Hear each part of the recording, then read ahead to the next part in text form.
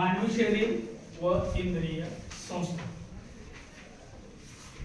आपल्या शरीराची रचना वेगवेगळ्या भागामध्ये केलेली आहे. प्रत्येक भाग वेगवेगळा आहे आपल्या शरीराचा. डोकं वेगळं आहे, हातपाय वेगळे आहेत, कंबर, पोट, छाती, पण हे पूर्ण एकत्रितपणे सांगाड्याला जोडलेले आहे. बरोबर का नाही?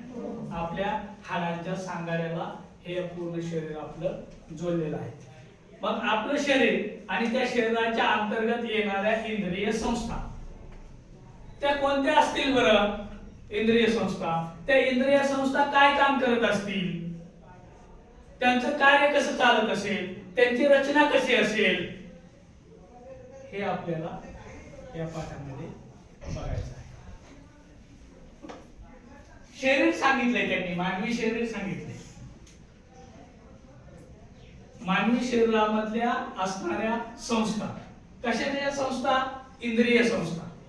मग त्या इंद्रिय संस्था कोणत्या आहेत, किती आहेत, त्यांचं कार्य काय, त्यांची रचना काय, या सर्व गोष्टींचा एकत्रितपणे अभ्यास आपल्याला या पाठामध्ये करायचा आहे. इंद्रिय व इंद्रिय संस्था कशापासून बनलेले असतात?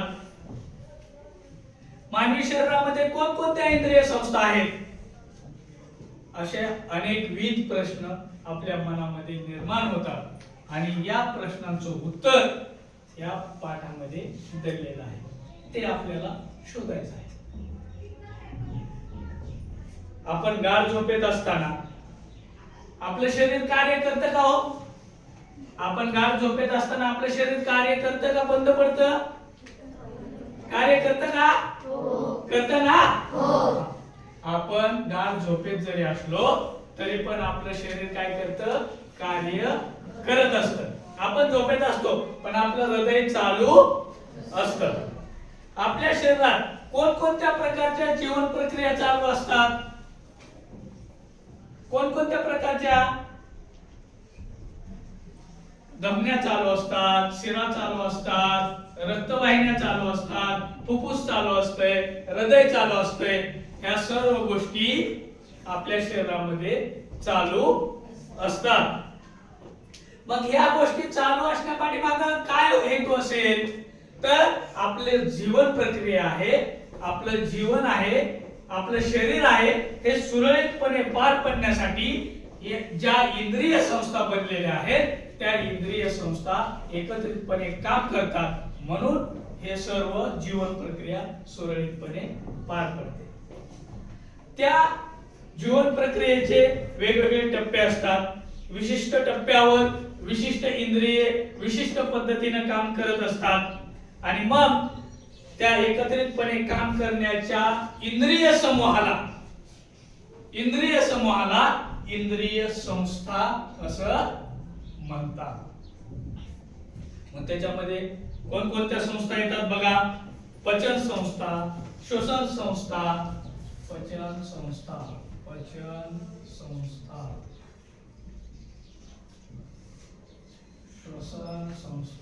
श्वसन संस्था,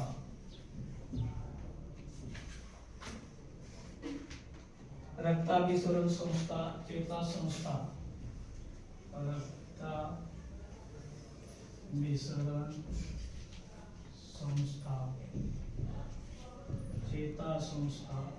चेता संस्था,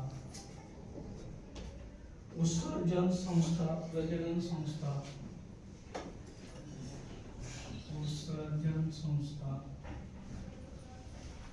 प्रजनन संस्था,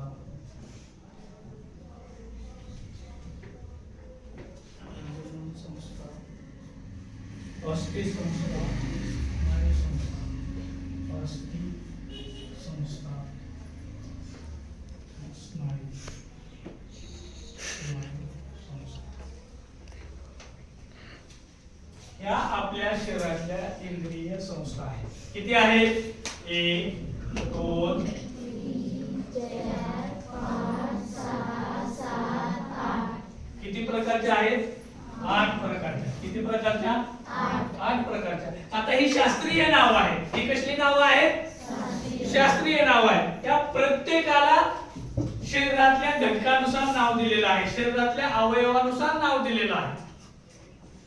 आता नवीन शब्द, आता तुम्हाला पचन संस्था माहिती आहे, लहान आतडं मोठं आतडं त्याच्याद्वारे आपली पचन संस्था चालते, हे आपण पाठीमागे बघितलेलं आहे, बरोबर. श्वसन संस्था नाकावाटे चालते, रक्ताभिसरण संस्था रक्तवाहिन्यानुसार चालते, चेता संस्था, उत्सर्जन संस्था, प्रजनन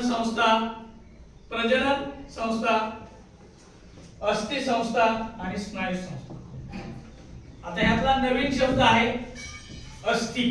बऱ्यापैकी बाकीचे तुम्हाला पाठीमागे सांगितले. पण आता अस्थि, अस्थि म्हणजे काय माहिती आहे कोणाला? अस्थि म्हणजे काय? एकदम सोपं आहे.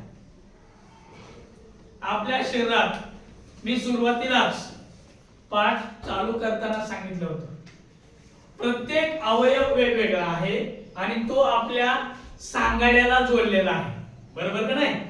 मग सांगाडा कशाचा आहे? सांगाडा कशाचा आहे आपला?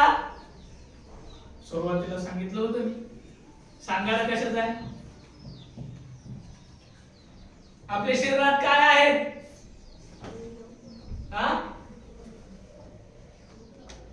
हाडे आहेत का नाही? असं उभं राहिलं का शरीर आपलं? हाड मोडलं, पाय मोडला, पाय मोडतो म्हणजे काय होतं? हाड तुटतं, बरोबर का नाही? हात मोडतो म्हणजे काय होतं? हाड तुटतं, बरोबर का नाही? मग ह्या सांगाड्याला चिकटलेलं हे शरीर आहे. मग त्याला शास्त्रीय भाषेत हाडांना काय म्हणतात? अस्थि. शास्त्रीय भाषेत हाडांना काय म्हणतात? अस्थि म्हणतात. मग या सर्व इंद्रिय संस्थांमार्फत शरीरातील सर्व जीवन प्रक्रिया व्यवस्थितपणे चालू राहते. मानवी शरीरातील सर्व जीवन प्रक्रिया चालू राहण्यासाठी आपल्याला कशाची आवश्यकता असते? ऊर्जेची. कशाची आवश्यकता असते? ऊर्जेची. ऊर्जेची नितांत आवश्यकता असते आणि ही ऊर्जा आपल्याला जीवन प्रक्रिया चालू राहण्यासाठी मदत करत असते. ऊर्जा निर्मिती कुठे होते? पेशीमध्ये होते. ऊर्जा निर्मिती कुठे होते? पेशीमध्ये होते. आणि मग त्यासाठी पेशींना विद्राव्य अन्न घटक व ऑक्सिजनचा पुरवठा व्हावा लागतो. ऊर्जा निर्मिती होण्यासाठी काय लागतंय? ऊर्जा निर्मिती होण्यासाठी, पेशीमध्ये ऊर्जा तयार होण्यासाठी विद्राव्य अन्न घटक आणि ऑक्सिजनचा पुरवठा त्या पेशींना व्हावा लागतो. आणि ही कामं श्वसन संस्था व रक्ताभिसरण संस्था मार्फत होतात. ऊर्जा निर्माण करण्याचं काम कोण करतं? पेशी करतात. मग पेशीला कोणते घटक लागतात? विद्राव्य अन्न घटक. काय लागतं? विद्राव्य अन्न घटक. विद्राव्य अन्न घटक. आणि काय लागतो? ऑक्सिजन. काय लागतो? ऑक्सिजन.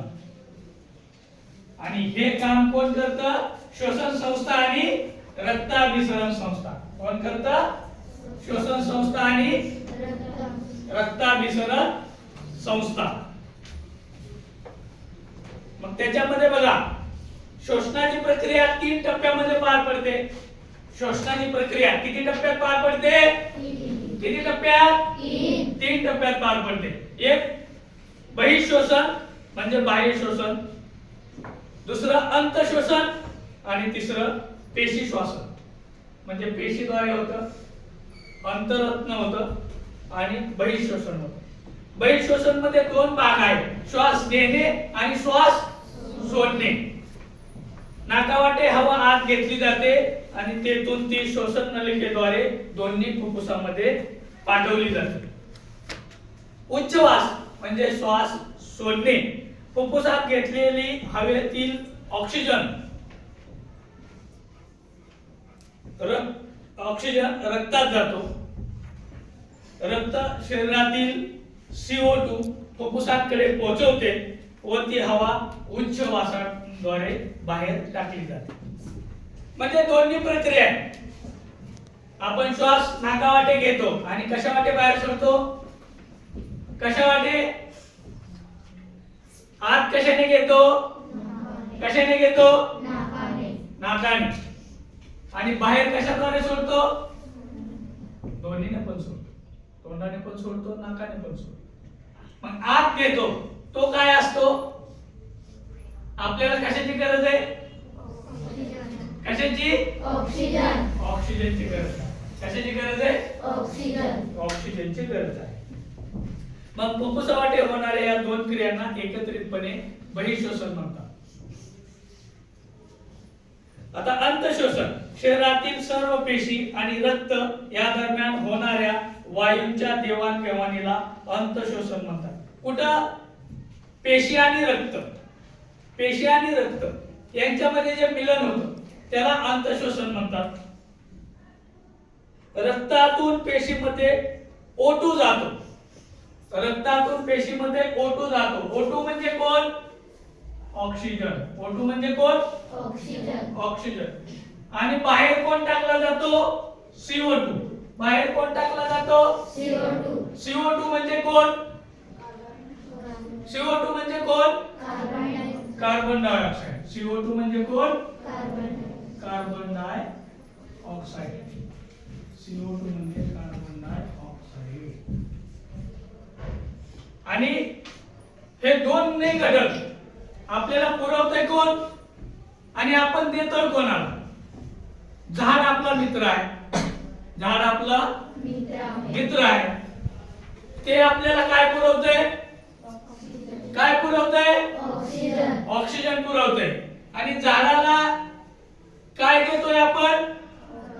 काय देतोय? Carbon dioxide. बरोबर? आता पेशी श्वसन कशा प्रकारे होतं? ऑक्सिजनमुळे पेशीतील ग्लुकोज सारख्या विद्राव्य घटकांचे मंद ज्वलन होऊन एटीपीच्या स्वरूपात ऊर्जा मोकळी होते. आणि त्याचबरोबर CO2 व जलबाष्प हे निरुपयोगी पदार्थ तयार होतात. ज्या पद्धतीने मी तुम्हाला अन्नपचनाची क्रिया सांगितली, खाल्लेलं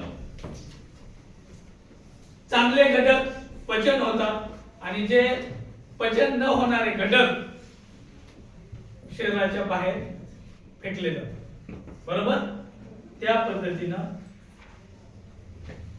श्वसनाच्या 3 टप्प्यात आपली ही श्वसन प्रक्रिया चालू राहते. आता श्वसन संस्था कोणती संस्था? श्वसन संस्था. श्वसन संस्था शरीरातला महत्त्वाचा घटक. किती टप्प्यात होते? 5 टप्प्यात. किती टप्प्यात? 5 टप्प्यात होते. 5 टप्प्यात होते श्वसन संस्था. किती टप्प्यात? 5 टप्प्यात होते. मग ती कोणत्या अवयवाद्वारे होते श्वसनाची क्रिया? 1 नाक, 2 घसा, श्वासनलिका, फुफ्फुसे आणि श्वासपटल. या 5 अवयवांच्या इंद्रियांच्या मार्फत आपली ही श्वसन संस्था कार्य करत असते. आता नाक. श्वसन क्रियेची व श्वसन संस्थेची सुरुवात नाकापासून होते. नाकातील केसांच्या व चिकट पदार्थांच्या सहाय्याने हवा गाळून आतमध्ये घेतली जाते. पहिला भाग कोणता आहे त्यातला? नाक. पहिला भाग कोणता आहे? नाक. शरीरातला सगळ्यात महत्त्वाचा घटक. जर ऑक्सिजनच आपण नाही घेतला, ऑक्सिजनच आपण जर नाही घेतला तर आपला दम छाटतो. बरोबर का नाही? आपल्याला गुदमरल्यासारखं होतं. बरोबर? आपल्याला 1, 2, 3 मिनिटं जर श्वास नाही मिळाला तर आपण गुदमरून मरतो सुद्धा. बरोबर का नाही? मग हे श्वास ऑक्सिजन शरीरामध्ये आतमध्ये घेण्याचं मुख्य काम कोणाचं आहे? नाकाचं आहे. कोणाचं आहे? तोंडावाटे घेता येतो, पण नाकाने जेवढ्या प्रमाणात घेता येतो तेवढा तोंडाने घेता येत नाही. करून बघा प्रयत्न. नाक नुसतं दाबून ठेवा आणि तोंड उघडं ठेवा. प्रयोग करून बघा. आणि तोंड बंद ठेवा. आणि नाक चालू ठेवा, रिलॅक्स वाटते, बरोबर का नाही? हो. पण नाक दाबून ठेवलं आणि तोंड उघडं ठेवलं तर तेवढं कम्फर्टेबल वाटत नाही का? तर श्वसनाची जी जबाबदारी आहे, शरीराची रचना करताना निसर्गाने अशी रचना केलेली आहे की श्वसनाची मुख्य जबाबदारी त्या नाकावरती सोपवलेली आहे. अशा पद्धतीनं श्वसन संस्थेची रचना आणि कार्य ज्या पद्धतीने चालतात त्यातलं पहिलं नाक हे आपण बघितलेलं आहे. राहिलेला घसा, श्वासनलिका, फुफ्फुसे आणि श्वासपटल हे आपण पुढच्या तासाला बघूया. हा